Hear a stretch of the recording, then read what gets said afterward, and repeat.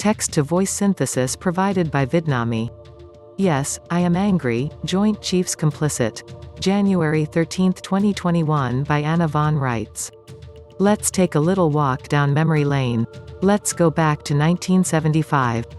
Wisconsin was still reeling from the then-recent memory of the Milk Riots, where farmers acting in support of the National Farmers Organization (NFO) dumped millions of gallons of milk on the streets and down the storm drains of Milwaukee and other cities in protest of rigged commodity markets and rigged bank loans that were forcing the farmers to operate at a loss and causing the loss of family farms to agricultural conglomerates throughout the Midwest and the western states. Let's go back to the round oak table in my mother's dining room and General Roy Schwasinger sitting there with a cup of coffee in his hand and a very intense look on his face as he said, "It's all a con game." The Joint Chiefs of Staff had cause to know that something was desperately wrong in this country in 1975. They were told. They did nothing. In 1980, SCOTUS was also told.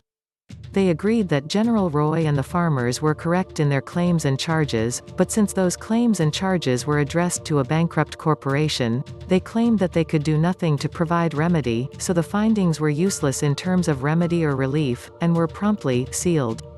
Again, the Joint Chiefs of Staff had cause to know and did nothing. As a result, millions of Americans have lost their homes, farms, and businesses. As a result, millions of Americans have suffered broken marriages and broken families. As a result, millions of Americans have received faulty substandard educations. And millions more have languished in jail for crimes they didn't commit and for victimless crimes, and have suffered under forms of law that never applied to them.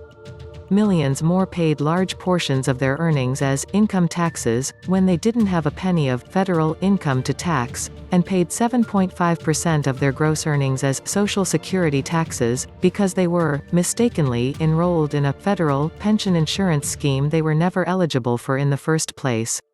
Millions of Americans have been impersonated and mischaracterized in flagrant violation of both the Hague Conventions and the Geneva Conventions, and this has been going on full bore under the noses of the Joint Chiefs for over 50 years, and they haven't done a goddamn thing to stop it.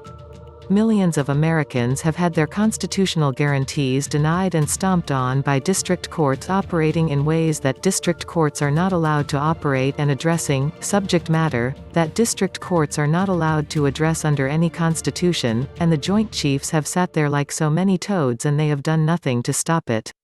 Instead, they have profited themselves from it.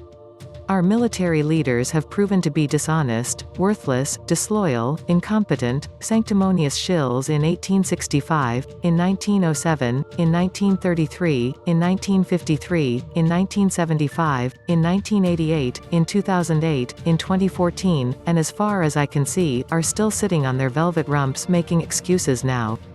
I read the memorandum these men sent out to all branches of our military, talking about how they support the Constitution, and I wanted to throw up.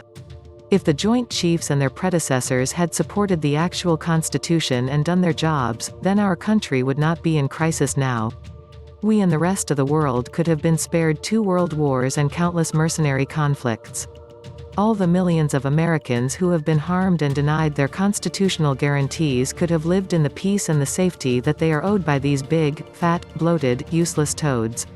And we would not be listening to a bunch of sanctimonious crap from men who are duplicitously acting as municipal officers when in fact the municipality of Washington, D.C., and its government, have grossly usurped against both the actual federal Constitution and the Constitution of the United States of America. These municipal Joint Chiefs are phonies. Fakes. Not occupying the offices they are supposed to be occupying. They are dodging their actual duties owed to the actual people and states of this country again.